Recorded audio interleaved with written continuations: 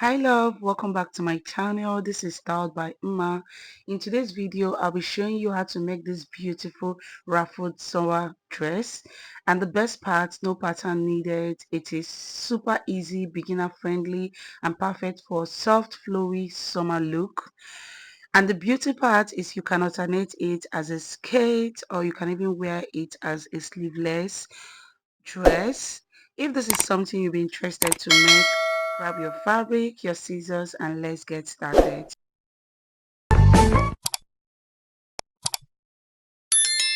Welcome back guys. So the measurement you need is on the screen, and what we have here is both for the front and the back. Okay, so like I said, your bust measurement times 2.5, and for the smaller one, your bust measurement times 2.5, whatever it gives you, then you also multiply it by 2.5. Okay, so this is me also taking and you cut in two places. Okay, same with the other one, you also cut in two places, and this is what I have.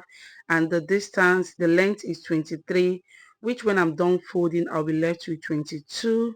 Then the other one is I've already hemmed the down part. Okay, so the length I have now is 8.5. I'll be joining with half inch, so I'll be left with 8 inches. Okay, so I'll just go ahead to hem this other part. So this is me showing you guys, you fold and further fold again, so also round. I've done that for the front part. Okay, on both the front and the back, and I'm taking in 1.5.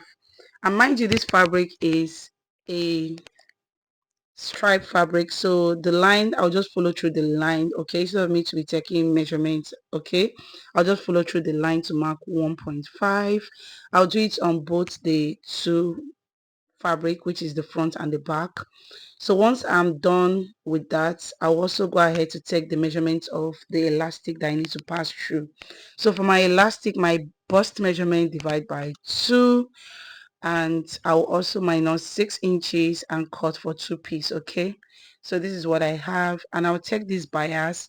I'll sew on both sides, so I'll create a loop where I'll be adding my elastic. Okay, so this is what I have after I was done. I've gone ahead to create a channel where I'll be passing my elastic, and the elastic will be enough to contain the the loop hole. Okay, so this is me passing it through. Okay, so after I was done, I'm just going to go ahead to stitch on both sides to secure that part.